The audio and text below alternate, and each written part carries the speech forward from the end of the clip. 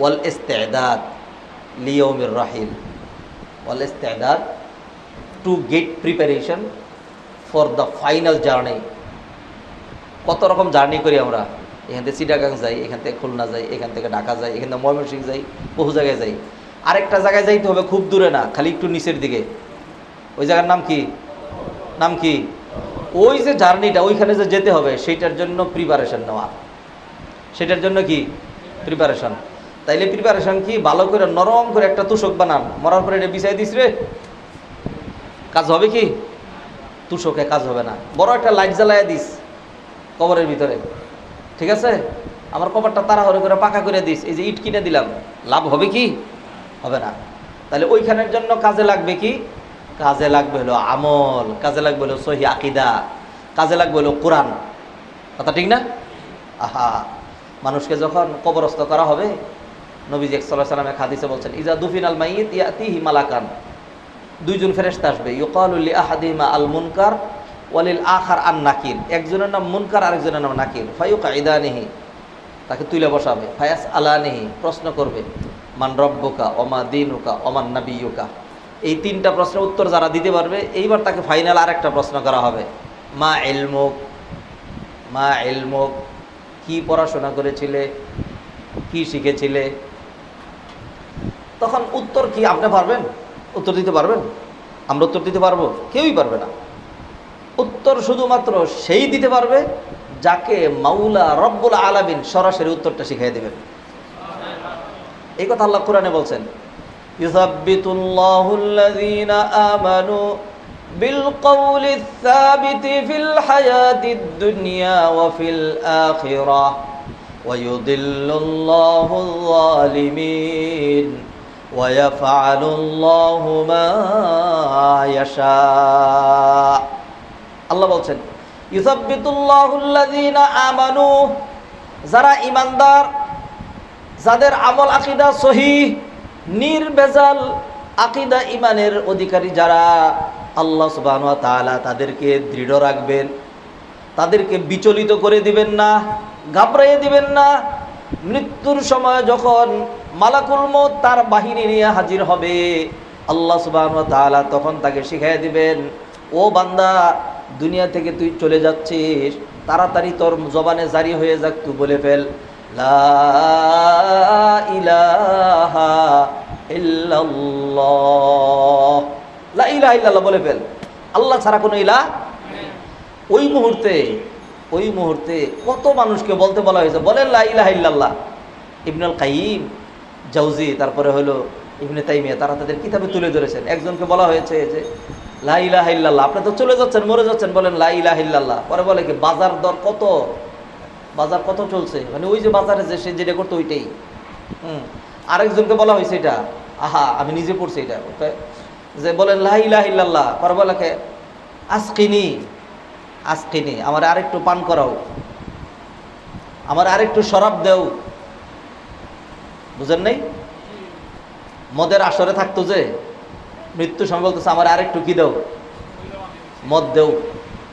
আহা, এই জন্য নবী যে হাদিসে বলছেন, ইন্নাকুম তামুতুনা কামা তাহইয়াউন, যেমন জীবনযাপন করবা মৃত্যুটা ওরকমই হবে। নেক জীবনযাপন করবা, মৃত্যু কি হবে? নেক হবে। নেক মৃত্যু হবে, হাসর কি হবে? নেক হবে। ওয়াতুবা আসুনা কামা তামুতুন, যেমন মারা যাবা তেমনি তোমাদেরকে ওঠানো হবে। কপাল লাগে এটা, আল্লাহ শিখাইয়া দেয়। এরপরে কি, ইউসাব্বিতুল্লাহুল্লাযীনা আমানু বিল কওলিস সাবিতি ফিল হায়াতিদ দুনিয়া ওয়া ফিল আখিরাহ, আখিরাতের জীবনেও আল্লাহই দৃঢ় রাখবেন। সমস্ত মুফাসসিরের একমত, এইখানে আখিরাত বলে কবরটাকে বোঝানো হয়েছে। আখিরাতে, কবরটা হলো আখিরাতের প্রথম স্টেশন, কবরটা হলো আখিরাতের প্রথম স্টেশন। এইখানে আল্লাহ দৃঢ় রাখবেন। ফেরেশতারা যখন জিজ্ঞেস করবে, তখন আল্লাহ সুবহানাহু ওয়া তাআলা আরশে আযম থেকে ডাক দিয়ে বলবেন, এই বান্দা বল, করাতু কিতাব আল্লাহ, আল্লাহর কিতাব কোরআন পড়েছি, ফা আমানতু বিহি, বিশ্বাস করেছি, ওয়া সাদ্দাকতু, আমলে বাস্তবায়ন করার চেষ্টা করেছি। এটা যখন বান্দা বলে ফেলবে, এইবার আল্লাহ আর এই বান্দারে না, এবার আল্লাহ ডাক দিবেন ফেরেশতাদেরকে। আল্লাহ ডাক দিয়ে বলবেন কি, আন সাদাকা আবদি ফায়ুনাদি মুনাদিম মিনাস সামাই আন সাদাকা আবদি ফাআফরিশুহু মিনাল জান্নাহ ওয়াফতাহু লাহু বাবান ইলাল জান্নাহ। ডাক দিয়ে বলবে, ও ফেরেশতারা, আর প্রশ্ন করো না, আমার বান্দাকে আর ডিস্টার্ব করো না। সত্য কথা বলেছে, পারফেক্ট উত্তর দিয়েছে, তার কবরে জান্নাতের বিছানা বিছায়া দাও, তার কবরের সাথে জান্নাতের যোগাযোগ স্থাপন করে দাও। এটা আল্লাহ সুবহানাহু ওয়া তাআলার পক্ষ থেকে হবে। তো এরকম একটা প্রিপারেশন কেউ যদি বুঝে যে আমাকে মরেই যেতে হবে, অতএব ভাই আল্লাহ, কোরআন ধরা ছাড়া, কোরআন পড়া ছাড়া, আল্লাহকে ভয় করা ছাড়া, আল্লাহকে রাজি করা ছাড়া আমি কেমনে খবরের উত্তর দেব? আমি তো পারবো না, আমার তো সাধ্য নাই। আপনি সারাদিন এই যে আমি এখন যে হাদিস বললাম, এটা আপনি এখন থেকে শুরু করে মৃত্যু পর্যন্ত মুখস্থ করেন, কপাল পুরা হইলে আপনি উত্তর দিতে পারবেন না, আল্লাহ যদি উত্তর না শিখাই দেয়। মৃত্যুর সময় বান্দারে যেই মানে কষ্টের মধ্য দিয়ে তার মৃত্যুটা হয়, একটা জগৎ থেকে আরেকটা জগতে যায়। তো সাইয়্যিদুল মুরসালিন রাহমাতুল্লিল আলামিন নবী মুহাম্মদুর রাসূলুল্লাহ, সবাই বলেন সাল্লাল্লাহু আলাইহি সাল্লাম, তার চাইতে বেশি ভালো মানুষ, শ্রেষ্ঠ মানুষ, মর্যাদার অধিকারী মানুষটা মাত্র মানব, দানব, ফেরেশতা সহ কুল কায়নাতের মধ্যে তার চেয়ে বেশি মর্যাদাবান আল্লাহ ছাড়া, আল্লাহ তো সবার ঊর্ধ্বে, আর কোনো সৃষ্টি কেউ আছে কি? তিনি যখন দুনিয়া থেকে মারা যাচ্ছিলেন, তখন তিনি তার সামনে একটা পেয়ালা ছিল, যেটার মধ্যে পানি ছিল, বারবার এরকম হাত ঢুকাচ্ছিলেন, হ্যাঁ, ঢুকাইয়া চেহারা মুছতেছিলেন আর বলতেছিলেন, ইন্না লিল মৌতি লাসাকারাত, মৃত্যু যন্ত্রণা খুব কঠিন, মৃত্যু যন্ত্রণা খুব কঠিন। এটা হলো নবীজির অবস্থা। আমরা কে এরকম কষ্টের মধ্যে দিয়ে যখন একজনের মৃত্যু হয়, এরপরে যখন তাকে পুরো দুনিয়ার জগৎ না, আলাদা আরেকটা জগৎ। আপনি যদি মনে করেন খালি বাংলাদেশের ভিতরেই ধরেন ক্যান্টনমেন্টের কোনো গোপন এলাকায় আপনারা নিয়ে গিয়া দেখতে পাচ্ছেন যে এদিক দিয়া রড পুরা হচ্ছে আপনাকে সেক দেওয়ার জন্য, এদিক দিয়া চাবুক রেডি করা হচ্ছে, এদিক দিয়া গরম পানি, গরম ডিম, বিভিন্ন রকম থেরাপি দেওয়ার জন্য চতুর্দিক দিয়ে রেডি, বড় বড় এরকম মুস্তাও দেওয়াওয়ালা, ওইরকম যেগুলি ডান্ডা বাহিনী রেডি আপনাকে। এখন যদি জিজ্ঞাসা করে, তোর নাম কি, বাড়ি কোথায়, দেখবেন স্যার স্যার বলতেছি, টেস্ট লেগে যাবে। ছোট্ট উদাহরণ দিয়ে বোঝানোর চেষ্টা করলাম।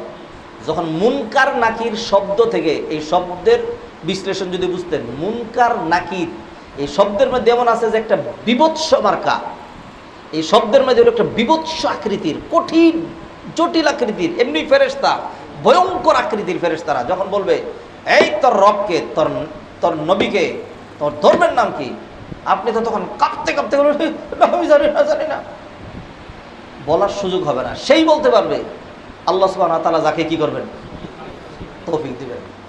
খুব কঠিন। তাহলে এই জিনিসগুলো ভেবে যে মৃত্যু পরবর্তী জীবনের জন্য প্রস্তুতি নেবে, কোরআন অনুযায়ী আমল করবে, জীবিকা আল্লাহ দুনিয়াতে যা দিয়েছেন বাস এতটুকুনি আমার যথেষ্ট, এটা মনে করবে। আর সর্বাবস্থায় কারে ভয় করবে?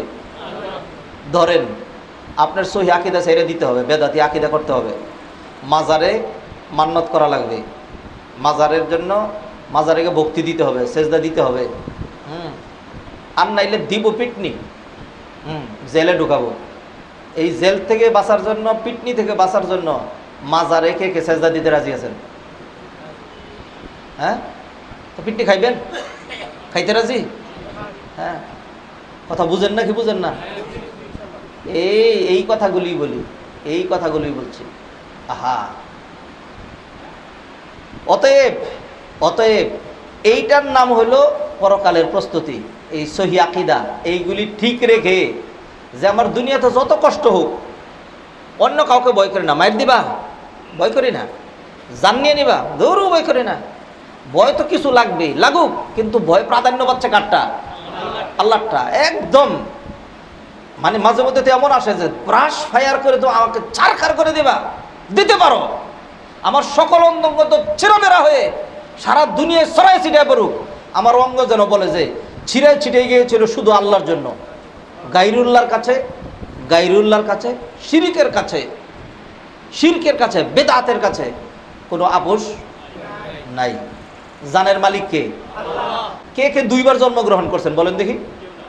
কয়বার জন্মগ্রহণ করছেন? কে কে দুইবার মারা যাবেন? কেউ না। কয়বার মারা যাবেন? কে কে মারা যাবেন না সেটা বলেন। অতএব চলেই যেতে হবে। বুঝাচ্ছি ভাই, তাকওয়া, শুধু তাকওয়া বুঝাচ্ছি। 4টা জিনিসের সমন্বয়ে তাকওয়া হয়, এই কথা কে বলেছেন? আলী রাদিয়াল্লাহু তাআলা আনহু। আল্লাহকে সর্বাবস্থায় ভয় করা। তাহলে কার ভয়টাকে প্রাধান্য দিব? আল্লাহকে কেউ যদি ভয় করে, দুনিয়ার কাউকে তার ভয় করার দরকার নেই। আর কেউ যদি আল্লাহকে ভয় না করে, তাহলে পদে পদে তার সমস্ত জায়গায় ভয় আর ভয়, ভয় আর ভয়, ভয় আর ভয়। আল্লাহকে ভয় করা, কোরআনের যে আমল করা, হালাল জীবিকা যতটুকু জুটে এতে খুশি থাকা, আর মরেই যেতে হবে, চলেই যেতে হবে, সেই জন্য কবর, মৃত্যু পরবর্তী জগতের জন্য কিছু প্রস্তুতি নেওয়া। এই 4টা সমন্বয়ে কি হয়? তাকওয়া হয়। এটার নাম তাকওয়া। নবীজি সাল্লাল্লাহু আলাইহি ওয়াসাল্লাম তাকওয়ার কথা আরও বললেন যে তাকওয়া তোমার এইরকম রুমালের মধ্যে না, এরকম টুপির মধ্যে না, এরকম লব্বা জুব্বার মধ্যে না। দেখেন, তাকওয়া তোমার জবানের মধ্যে না, তাকওয়া জবানের মধ্যে না, তাকওয়া হলো তোমার কলবের ভিতরে। আর তাকওয়া হাহুনা, আর তাকওয়া হাহুনা। কলবের মধ্যে আল্লাহ সুবহানাহু ওয়া তাআলা যত গুরুত্বপূর্ণ জিনিস আছে সবগুলো সম্পর্ক করেছেন কোথায়? কলবে। যত গুরুত্বপূর্ণ জিনিস আছে সবগুলো সম্পর্ক কোথায়? কলবের ভিতরে। কারণ হলো, যদি তাকওয়া এবং ঈমানে মুখের বিষয় হইতো, তাইলে আমারে ভালো করে মাইর দিলে তো বলতাম যে না না না বাদ। যদি বলতাম না ঈমান গেছে গিয়া, ছেড়ে দিলাম, তাইলে তো ঈমান চলে যেত, ঠিক না? যদি বলতাম না না তাকওয়া না আমি, তাহলে তো চলে যেত না। আল্লাহ সুবহানাহু ওয়া তাআলা জানেন এমন সিচুয়েশন হইতে পারে, হয়তো বিপদের আশঙ্কায়, মায়ের কারণে মানুষ হয়তো মুখ দিয়ে উল্টাপাল্টা বইলেও ফেলতে পারে, কিন্তু কলব যদি ঠিক থাকে, মুখ দিয়ে কেউ যদি উল্টাপাল্টা বইলেও ফেলে, তবু তার এই মুখের যে কথা আল্লাহ সেটা দিবেন না। আল্লাহ দেখবেন কোনটা? অন্তরেরটাই দেখবেন। এই জন্য কোরআনে এই যে 14 পারার মধ্যে আল্লাহ সুবহানাহু ওয়া তাআলা বলছেন, সূরা নাহলের মধ্যে 14 পারার 18 নম্বর পৃষ্ঠায় আল্লাহ বলছেন, ইল্লা মান উকরিহা ওয়া কলবুহু মুতমাইন্নুম বিল ঈমান।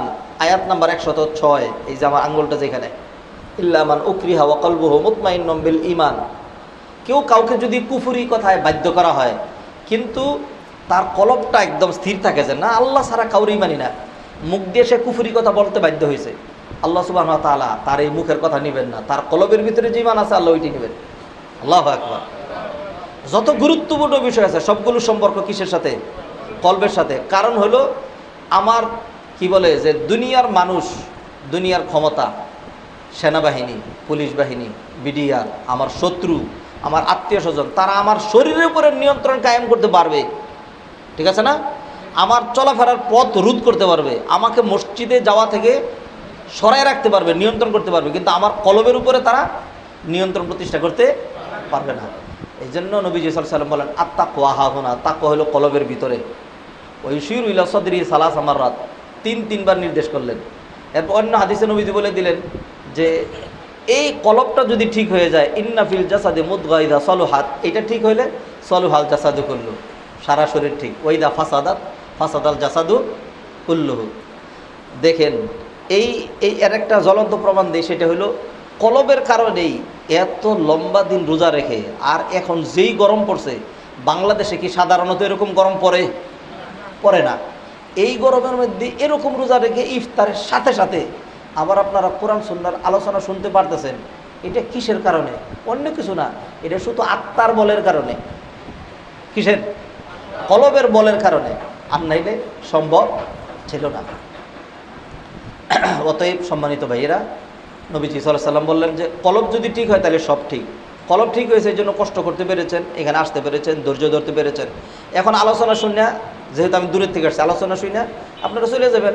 আর আজকে যেহেতু আলোচনা হয়েছে, হালাকা হয়েছে, আজকে তো এশার নামাজ আর তারাবি না পড়লেও চলবে। কি ধারণা আপনাদের? আজকের এশার তারাবি বাদ দেওয়া যাবে না?